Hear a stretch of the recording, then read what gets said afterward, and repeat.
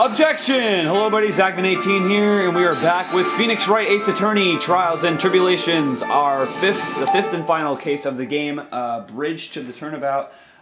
We did a investigation yesterday. We finished. It was our second part of investigation, I guess. I'm not quite sure, but we are going to be heading into court finally, and we figured out that we found out that Larry is still hiding something from us, but we found out that he was in Heavenly Hall on the time of the crime, and he has 5 Cyclocks. So let's see if we can get the truth out of him today.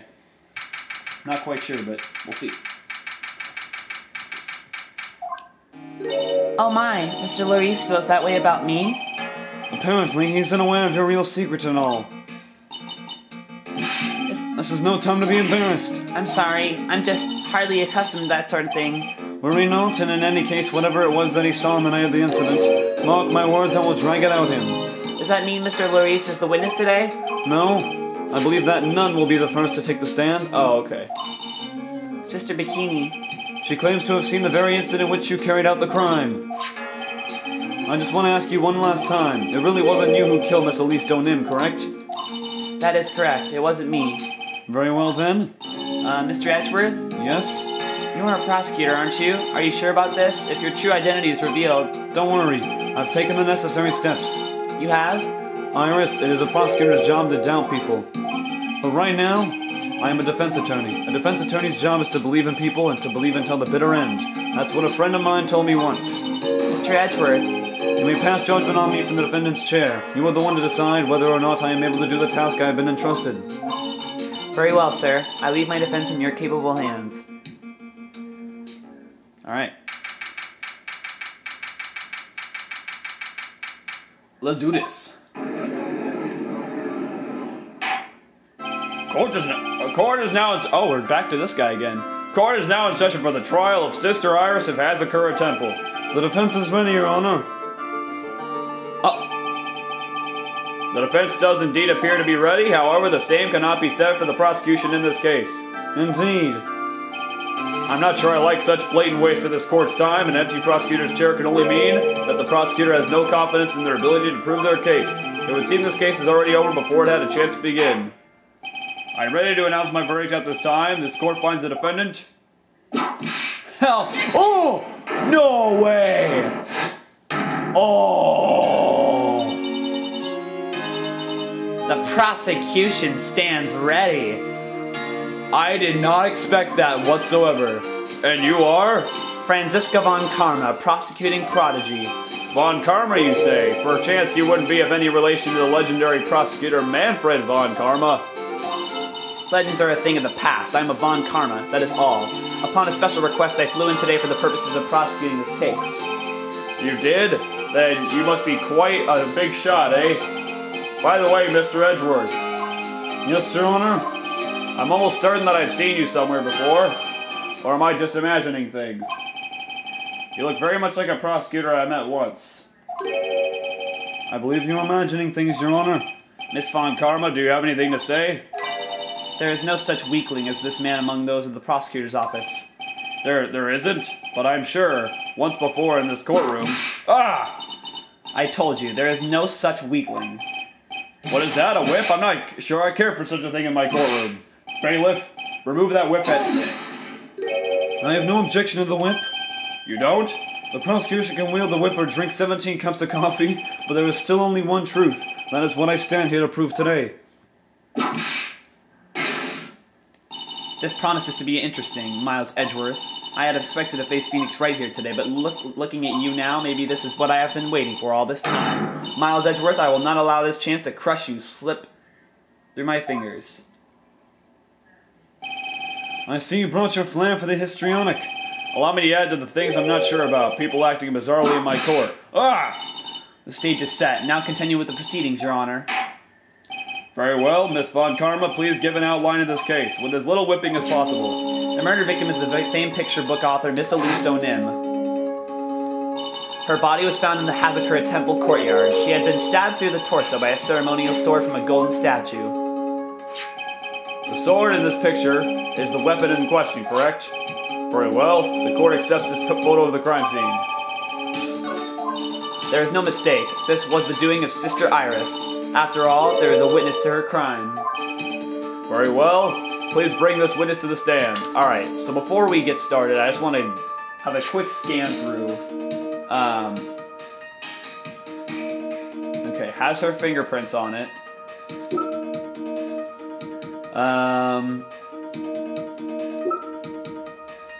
Being scrolled now. Iris's hood. Receivable for the lights out. So we know about that already, the blackmail letter. The weather report we'll take a look at later.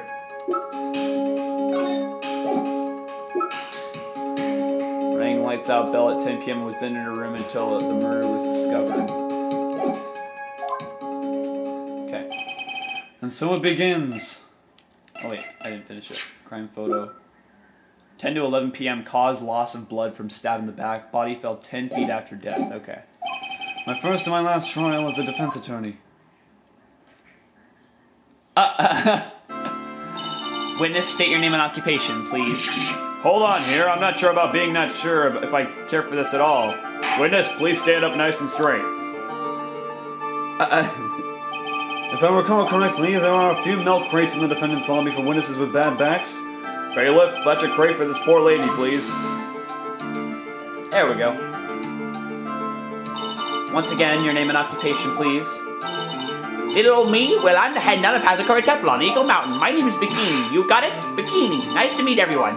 But you don't appear to be wearing a bikini right now. Ah! The courtroom is the garden of holy judgment. Those with lechery in their hearts should leave this sanctuary at once. You want me to leave? No need to get your bikinis in a twist. Let me tell you, I'm a sight to behold in summer. Wah-ha-ha-ha-ha-ha-ha. In any case, witness, I hear that you saw the crime take place on the night in question. That's right. I can still hardly believe it myself, to be honest. There's no way dear little Iris could do anything like that. Let us hear what you have to say then. First, tell us about... Oh, that's a typo. Tell us about your own movements that night, eh? Alright. Let's see if we can find a contradiction in this. That night I was helping an acolyte with their training in the inner temple, but, well, as you can see, my back likes to act up violently. So I left Iris to help the acolyte and returned to Hazakura Temple. There's no bath at the inner temple, you see, and I needed a long hot soak. It was after I had finished, just as I was heading back. That's when I saw it. So wait, she said she left Iris back there. Left Iris back there. She said, oh, she was in her room. She didn't leave her at the... She was then in her room until the murder was discovered. So she wasn't with Bikini, so that's a lie. So it was simply a coincidence that you found yourself returning to Hazakura Temple. Yes, you could say that. If my back hadn't been in so much pain, I would have stayed at the inner temple. That sounds like a pretty important statement she just made. There's only one problem with this testimony that I can see, and you're not about to fall at the first hurdle now, are you, Miles Edgeworth? Mr. Edgeworth, please begin your cross-examination. So she even admits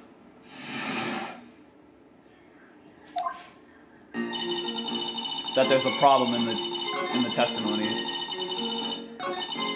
So that's got to be it. Left Iris to help the acolyte and return to Hazakura Temple. No, because she was in her room until the murder was discovered. Objection! I don't know what to do for his voice. Witnesses have to undergo their own trials, I'm afraid. The defendant's fate rests on their powers of observation and memory, after all.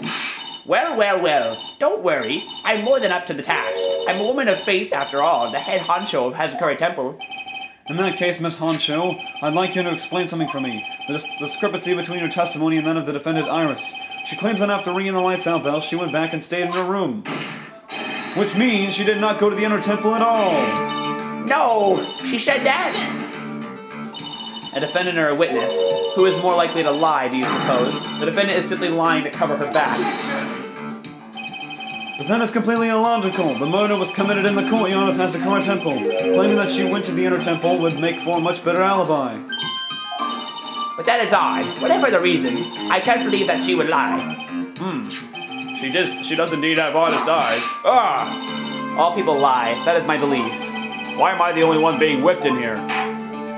Anyway, neither the witness nor the defendant have any reason to lie, which means we must call your memory into question. Dear, dear, dear. You're older than me and yet you want to play that game, do you? Well, that isn't exactly what I... My memory is perfect, crystal clear, especially in winter.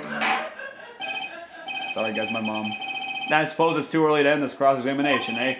Mr. Edgeworth, if you are going to question the memory of this witness, you will need to show me a more decisive piece of evidence.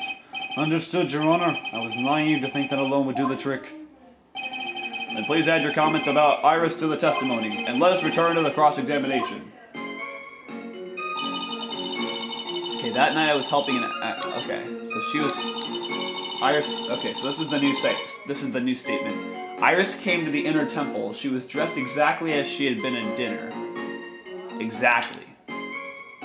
No, because she gave us her hood! Objection! Witness, let's get one thing straight. The defendant whom you claim to have met, she was wearing this demon-warding hood, correct? Of course. That is a very important piece of clothing, I'll have you know. Wah-ha-ha-ha-ha-ha! Wait a minute. Objection! Hold it right there. Why do you have that? That's the question of the day now, isn't it, Miss Von Karma? I'll have you know that this hood was given to someone as a gift that night, before the lights out bell was rung. What? You know where I'm going with this, don't you? If the witness had seen the defendant as she claims, the defendant couldn't have been wearing this very hood. Well, well, well. It's not a bad feeling at all exposing contradictions like this. Now I understand that happy look on Wright's face every time he does it. Order in the court. Witness your response. Wah! Sister, this hood, you have spare ones around the temple, don't you? Spares? Well, I do tend to make too many of them. I see. A stockpile, a surplus of hoods, eh? Each nun is only given one hood. This should be the only hood that Iris owned. This is quite strange. Ah! If there was a surplus of hoods, then she could have worn one of those. There's no contradiction here. I'm sorry to break this to you, Miss Von Karma, but you won't get away that easily. Discrepancies such as this will sow seeds in any human heart. The seeds of doubt. Witness, while I don't wish to call your testimony into doubt, you must give every detail with precision. I'm not sure I'm comfortable going along with this. Sister, you shall continue with your testimony. Tell us what you saw after finishing your bath on your way back to the inner temple. Those seeds of doubt are sprouting in the judge's heart. They just need a little more stimulation to bear fruit. Contradictory stimulation. Alright. Witness testimony. Here we go. I finished my bath around 11, and I thought I should return to the inner temple. Wow, what is wrong with me? And as I was walking back, I heard a noise from the courtyard. I took a look, and Iris was, Mr. Galeese. And with that sort of all things, Mr. Galeese was staying in the corner room which faces out onto the courtyard. The stabbing I saw must have occurred after she was pushed out of her window. She said it was 11... Wait, what time did she die? Time, 10 to 11 p.m. Costs, loss of blood from stab in back. Body fell 10 feet after death. She said... Okay, I'm going to go back to that statement because that seems pretty weird. You saw a truly terrible sight, didn't you? If I was in your place, then it would be much like Miss Von Karma whipping Mr. Edgeworth in two in court, and me seeing it all from this very chair. Or, well, something like that. This judge, his imagination is not as vivid and creative as Detective Gumshoe. I would look the fool if I commented on such foolishness. Anyway, this case is mine, Miles Edgeworth. Calling everyone by their full name, can't you do something about that habit of yours?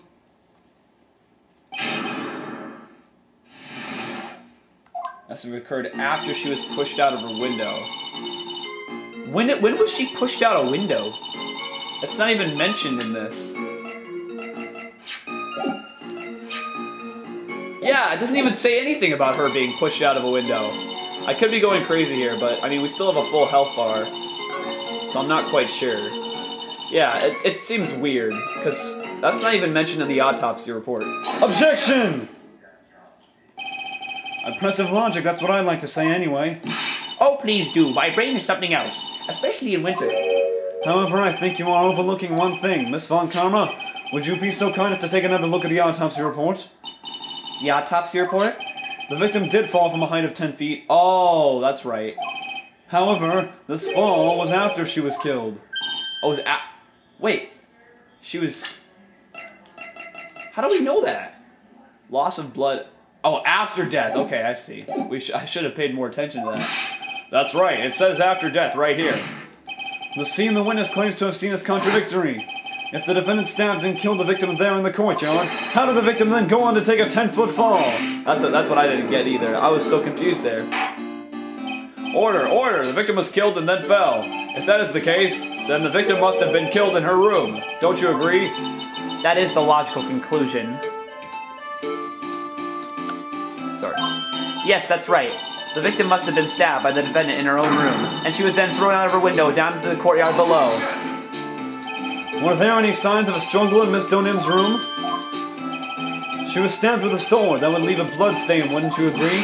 Well, Miss Von Karma, was there any blood? Ah! No traces of blood were found in the victim's room. Your whip has just caused traces of blood to be found on my glorious playoff beard. However, if there was no blood in the room, then your claim that... Ah! I'm sure there's no need for me to go over this, as I'm sure Your Honor is well aware of when a stab wound produces the most blood. When it produces the most blood... Very little blood is actually lost at the moment of a blade's insertion. If you want to talk about when the most blood would be lost from a body, that would be when the blade is removed. Indeed, with the weapon still in place, and acts like a lid on the wound. That's true. With the weapon still in the body, there wouldn't be much bleeding. A perfectly reasonable line of thinking. Whoosh. We have come to a conclusion then. The victim was thrown out of the window with the sword still in place. This removes all of the contradictions. Ah, man. Order, order, order! I must admit that this is a probable version of events. I expect no less from Franziska von Karma. She locates and takes control of every vital point. It seems that we need a clearer testimony from the witness. Remove all supposition on your part and tell us only the truth, please. Witness, please. Remain standing on the crate. Don't go selling me short now. The weight of winter snow has bent me out of shape, especially my back and my mood. Sister, please give us your testimony. I will give you a vigorous massage once we are finished here. With the whip? Oh boy. Alright, alright. God. Okay. When I looked across at the scene, the sword was already in place. Thinking about it now, I didn't actually see her stab Mystic Elise. I've never seen so much blood before. That's when I fainted. You can't blame me, can you? And when I awoke, Mystic Amy was... stabbing Mystic Elise through the back. This all confirms Miss Von Karma's theory. Von Karma strive for nothing but perfection. Putting together such facts is nothing for me. You should know that, Miles Edgeworth. Perfection is an impossibility, Franziska Von Karma, and I'm here to teach you just that. I didn't see much in there, so I think we should just press on this one. Hold it! At that time, was the victim bleeding? Well, I was very shocked to be seeing all this, of course, so I'm not entirely sure. But I don't think I saw any blood, not then. I'm sure that you didn't. The weapon was acting as a plug in the wound. In any case, let's be clear on one very important point. Did you actually see the instant in which the victim was stabbed? Hold it! Think carefully, this is very important. It's Iris we are talking about here. I'm thinking for all I'm worth. No, when I looked over, the sword was already in Mystic Elise's body. It might not be conclusive, but this testimony supports her theory. The victim was stabbed in her room and then dropped into the courtyard. I think this proves it rather well, Miles Edgeworth. Hold it! So you're saying that you saw the victim's blood? That's right. Some of it had splattered onto Iris, too. When the defendant was arrested, she was meditating in her room, and then her blood-flecked clothing was neatly folded in the corner. What? Her clothes were blood-flecked as well? That seems quite conclusive to me. What should I do? Press this point further? Going back to your previous statement, you said that you saw little bleeding when the victim was stabbed. But now you say you saw the victim bleeding. Well, well, I say that what I saw is what I saw. What did you see? Maybe I didn't see the poor woman get stabbed, but I saw the girl pull the sword out of her, plain as day. Pulling the sword out? Well, it wasn't exactly pulling. It was more like it came out. Witness, you will add this statement to your testimony. Oh, was that important? More important than you can imagine. Okay, so this has got to be the one we have to press on. I saw the instant in which the blade plunged into the hilt was smoothly drawn out. So I want to look at the weapon here again and see what... The apparent murder weapon had the victim's blood and the suspect's fingerprints on it. saw the instant in which the blade plunged into the hilt. The hilt. Wait. That's... Her murder weapon had the victim's blood and the suspect's fingerprints on it. Wait, the hilt? A hilt is a handle. The handle doesn't even have any blood on it. Objection! That's a definite lie. Sister Bikini, you are a reliable witness. At least I'd like to think so. But there are too many contradictions here. What do you mean? You make it sound as though I'm a liar. But you're a handsome young man, so I'll forgive you. What contradictions are you talking about? In the scene that the witness claims to have seen, the weapon was thrust up to its hilt into the victim. Furthermore, the killer withdrew the weapon smoothly from the body. However, both of these are complete impossibilities. There's no blood on the handle. What do you mean? Please, explain you. Explain yourself. To start with, do you think it would be possible to stab someone to the hilt with this? No matter how I look at the defendant, she doesn't appear strong enough for that. Doesn't appear? What meaningless dribble? I too may appear to be weak and frail, but I can crush men under my heel and make them weak, so should I so choose. The objection stands. I wept a little back there, I must admit. That isn't the only issue here. If this sword was truly stabbed into the body up to the hilt, well, just look at all the branches on it. It certainly wouldn't come out smoothly. We also have the problem of the amount of bleeding. It's true that when a blade is left in a body, it acts as a plug of sorts. However, when the weapon is shaped like this, it's an entirely different story. The wound would be too large for the blade to completely stop from bleeding. That's nothing more than conjecture. In reality, the victim was stabbed with a shichishito. Even a weapon of this nature may still sometimes slide out smoothly and may still sometimes stop the blood loss. I'm not finished. There is still one more conclusive contradiction. You've still got more? This one is simple. If this sword really was thrust in all the way to the hilt, why is there only blood on the tip of it? If this witness is telling the truth, then there should be blood along the entire length of the sword. No! Order! Bravo, Miles Edgeworth, raising this many contradictions from a single piece of evidence. All the other attorneys I know can maybe manage one at that. What does this all mean? You have proven contradictions regarding the murder weapon, but having come this far, there can only be one answer. And that is? The weapon used to kill the victim was not the shichishito. Oh, what? A foolishly foolish idea born from the foolish mind of a foolhardy, foolish fool. Let's examine this again. What was it that made us think this sword was the murder weapon? Well, it's because Mrs. Amy was holding it. Exactly. However, if you reflect on this, that is the only basis we have to assume such a thing. The impression left by the scene was just too strong. That is what influenced us. It influenced us to believe that the shichishito was the murder weapon. Order! So maybe the shichishito is not the murder weapon. Even if that is the case, it changes nothing, Miles Edgeworth. The sister here saw everything. She saw the defendant stab the victim with a sword-like object. That's true. Your response, Mr. Edgeworth? If that is so, I would like the prosecution to answer the obvious question it raises. The obvious question? Yes, namely, where did the real murder weapon disappear to? It goes without saying that the police searched the main hall and the surrounding area. Perhaps the prosecution can enlighten us as to if a sword-like object was found. Answer the question, Miss Von Karma. No evidence of that kind was found. Another mystery to throw into the pile. A trial without a murder weapon is a tricky beast. Excuse me, could I say something? I just remembered something, actually. What is it, sister? I was just thinking, it's possible that just maybe what actually happened was, it was just over there. What exactly are you going on a boot here? Is this I'm not sure if it's a typo or not. It might just be how he's saying it. The murder weapon, I mean, maybe. I think I might know where the sword was disposed of. You what? Well then, I think we need to hear testimony from you one more time, sister. Impossible! What else could this old woman have seen? Alright, here we go. I saw the murder at around 11 p.m., and after asking that it be reported, I went out to the main gate, and there I saw tracks that indicated the snowmobile had been used. It takes 15 minutes to walk to Dusky Bridge, but less than 5 using one of those. Maybe they threw the weapon into Eagle River and came back while I was knocked out. Iris could have done that. She can drive a snowmobile after all. Witness, please tell us everything you know right away next time. Well, I'm not in the best of shape. Well, with my back and my age, you know. Quite. There were indeed snowmobile tracks in front of the main gate. Here's a photograph. A snowmobile, eh? I see. Well, it certainly is an interesting theory. The tracks begin in front of Hazakura Temple and run all the way to Dusky Bridge. Huh.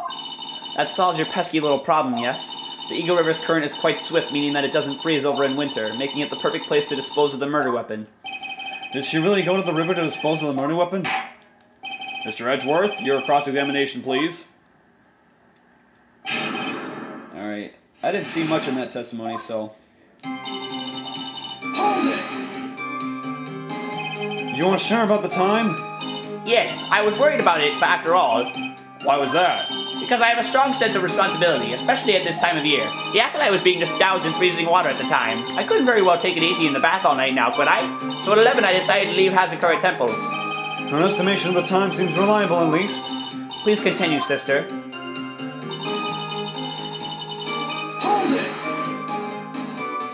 You asked Phoenix Wright to report the crime, correct? Right, the one who trampled me. It seems she has the time to hold a grudge. There isn't a phone in the main hall, so I sent him to the bridge. Phoenix Wright. He didn't even have his cell phone on him. He had forgotten it at home, apparently.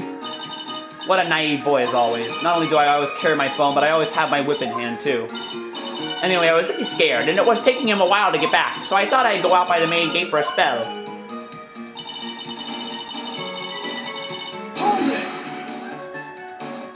As I recall, there was a snowmobile outside the main gate when I visited. Oh, wow. That's it, that's the only one we have. It'll run no matter how much snow falls. Now you're certain the snowmobile was there at the main gate when you arrived? Yes, of course. It was parked in front of the gate.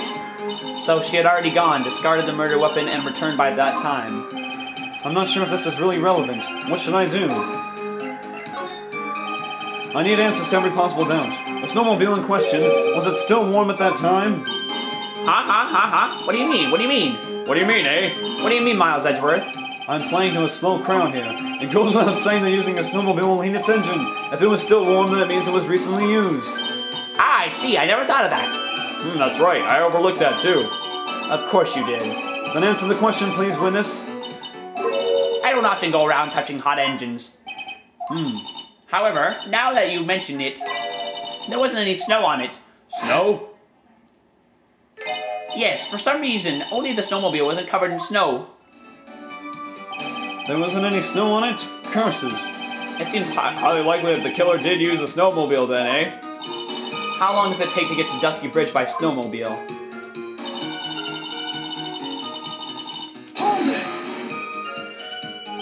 In that case, why didn't you use it yourself? You could have spared yourself some walking.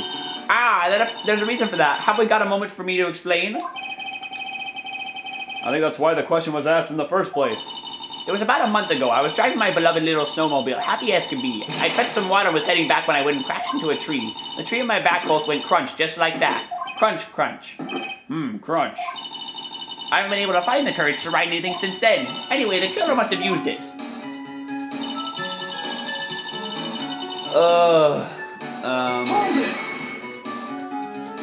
Refresh your memory. How long were you knocked out for? Like I said, somewhere between 10 to 20 minutes. It's possible to get to the bridge and back in 10 minutes using the snowmobile. I have to concede that is more than enough time. Is that all you wish to concede, Miss Miles Edgeworth?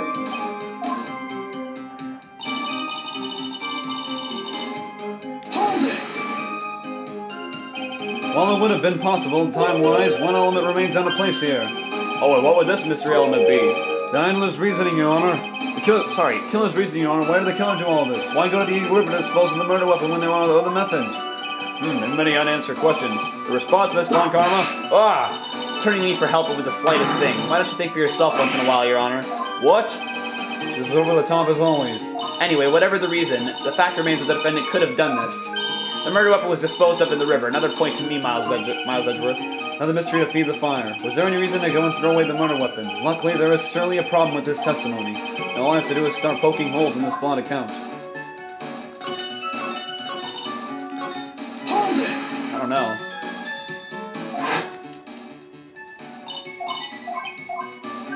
Alright. So let's,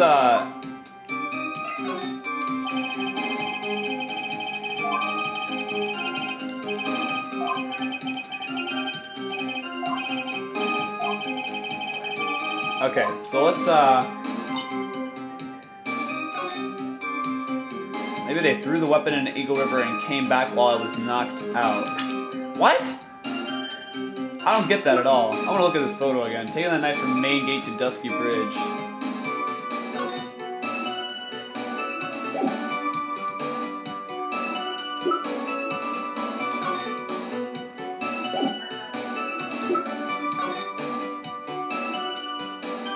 They say, take that knife from Main Gate to Dusky Bridge! Objection! That's gotta be it. I admit this photograph proves something. It proves that the snowmobile was used on the night of the murder. She was actually, yeah. You finally accepted the inevitable, it seems, Miles Edgeworth. However, if what the witness says is true, why is there only one set of tracks? Because she would have gone back to there on the way back from her way. Iris left Hazakura Temple, threw the weapon into the river, and then returned. If this was the case, then naturally there should be two sets of tracks in the snow. Those from heading out to the bridge, and those from coming back. Ah, you're right. You are forgetting one thing, Miles Edgeworth. On the night of the murder, it was snowing. The tracks leading to the bridge were erased by the snowfall. This removes your precious contradiction now, doesn't it? I see. While she was at the river, the snow stopped, leaving just the return tracks in the snow. What do you have to say now, Miles Edgeworth? Is there a flaw in her theory? This idea that the snowfall covered one set of tracks. Sure, I think there is. The tracks of the river were covered by snow. What a nice theory. So, I think this might have something to do with the weather data. Snow with occasional lightning strikes. Snow 7 to approximate 10:50 p.m. Lightning struck around 30 minutes past. However, Miss Von Karma, that is impossible. Would you care to explain why there is a rude index finger currently pointed in my general direction? No need. The evidence will do all the talking for me. On the night of the murder, the killer went to and returned from Dusky Bridge in order to dispose of the murder weapon. The outgoing tracks were erased by snow, or so claims Miss Von Karma. Mr. Edgeworth, present your evidence to the contrary, eh? Evidence that the outgoing tracks were not covered by snow. Well, I'm not sure, but I think it's got to do something with the weather data, so I'm just gonna go with that. Take that! Oh boy, that's the wrong thing. Witness, please tell us again what time it was when you witnessed the crime. Like I said, it was around 11. Of course, this means that the weapon was thrown away after that time, correct? On that note, please take a look at this data. It is the weather report for Eagle Mountain on the night of the murder. The weather report? Snow started to fall at 7 p.m., but it stopped at around 10:50. Oh, okay. Of course, I didn't know. Therefore, when the sister witnessed the crime at 11 p.m., the snow had already stopped falling. It is impossible for any tracks made after that time to have been covered up. Ah! Order! Order! Very well then. It looks like Miss Von Karma's claim has been snowed in. Ah! It's too soon to be closing this trial due to snow. Miles Edgeworth, how pathetic of you to rely on the weather of all things. Answer me this, then. When is a weather report ever correct? Ah, no, you've got it all wrong. This isn't a forecast, this is actual data. Ah! Forecast data, all weather reports have some inaccuracies. It may have still been snowing in the vicinity well past 11 p.m. It's true. We cannot be totally sure, eh? What? How did she pull that off? It stopped snowing at Hazakura Temple when the murder took place. You need to provide conclusive evidence of this. I've come this far, there's no turning back now. Very well. I too cannot allow any doubt to remain concerning this testimony. Alright, let's save our game here. We've made half an hour worth of progress so far. Ha! You can't back down, can you? Such a perfectionist, Miles Edgeworth. Very well then, Mr. Edgeworth.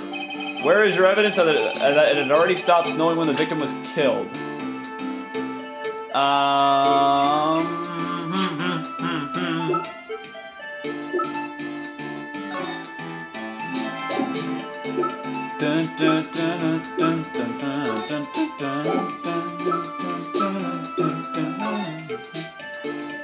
Because she would have been covered with snow! That's easy. Ultimately, it all comes down to one point, that being whether or not it was snowing in that courtyard when the victim was stabbed. That's right, but perhaps proving that is... incredibly easy.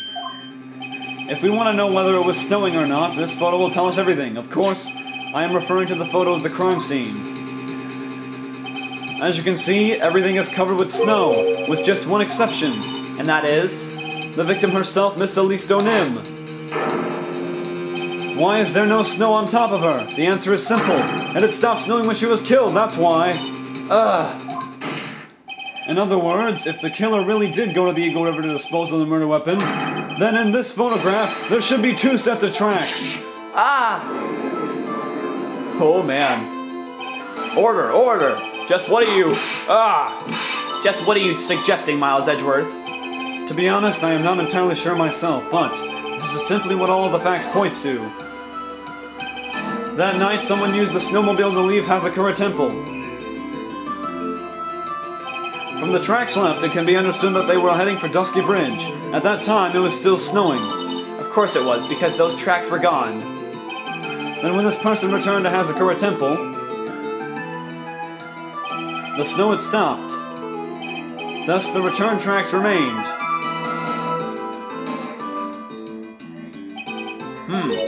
Can I say something? This all sounds a bit fishy to me. What does, sister? There is only one key for the snowmobile. Furthermore, on the night in question, we know that the defendant had it. The key was found in her room after the murder. Which can only mean that night, Iris used the snowmobile to go to the inner temple. But Iris said that she never went there. I should probably press on this point some more when I get the chance. The snowmobile can't cross the suspension bridge, so she must have left it on the Hazakura side of the bridge and crossed on foot. That sounds right. But what's odd is, when I left Iris and returned to Hazakura Temple, I didn't see anything near Dusky Bridge. You must have just failed to see it, sister. Maybe, but when I made it back to Hazakura Temple, it was there, by the main gate. The snowmobile, I mean. I know what I saw. It was covered in snow, too. But that isn't possible! Order in the court! What does this all mean? So then what was this snowmobile used for? It wasn't taken by the defendant when she went to the inner temple. If it had been, then the witness couldn't possibly have seen it by the gate. Furthermore, it wasn't used by the killer to dispose of the murder weapon. If that was the case, there should be two sets of tracks in this photo. All we know is this. After it stopped snowing, someone used the snowmobile to return to Hazakura Temple. I never thought a simple snowmobile could cause so much trouble. I think we've arrived at this point due to the witness. Yes, I've nothing more to add. I've told you everything that I know. Well then, that still leaves us with the same problem. If only there was someone, a witness who could testify as having seen the snowmobile. A witness, huh? Was there no one out walking perhaps near Dusky Bridge on that night? I don't think that's likely. It was cold enough to freeze your ears off. Only an idiot would go out wandering in that. Unless they had something really important to do. That's a shame. Hold on, something is coming to me. An idiot may well have gone wandering out on that subarctic night. Your Honor, I actually have an idea. There may be one individual able to help us. Really? You know of someone who might have seen the snowmobile on the night of the murder? I don't know for sure if he saw it or not, but there are two things about him that do come to mind. Please don't tell me it's butts. Which are, first that he saw something incredible on the night of the murder. Okay, it is butts. And the second being... this individual that I am thinking of went wandering outside on that cold night. In other words, he is our kind of idiot. Mr. Edgeworth, who is this idiot you're talking about?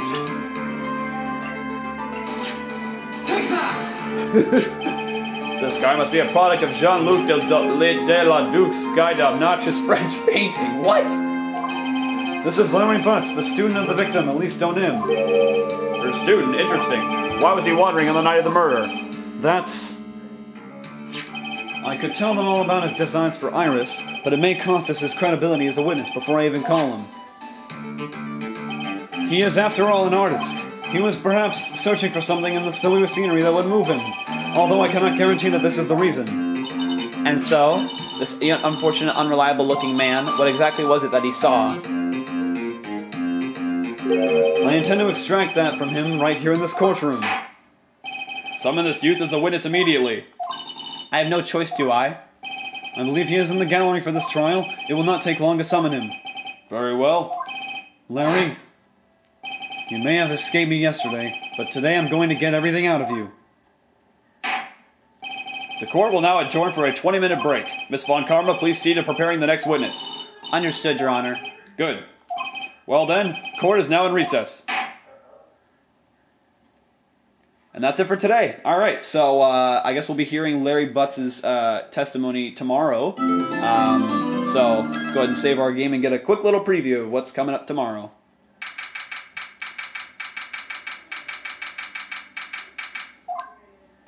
Excuse me, Mr. Edgeworth. I'm not really sure what to say. All right, so we'll hear the rest of her at the start of tomorrow. So once again, this case is getting very interesting. We'll get more information out of Larry tomorrow. So stick around for that. And that's it today for Phoenix Wright Ace Attorney Trials and Tribulations. Catch you next time, everybody. Objection!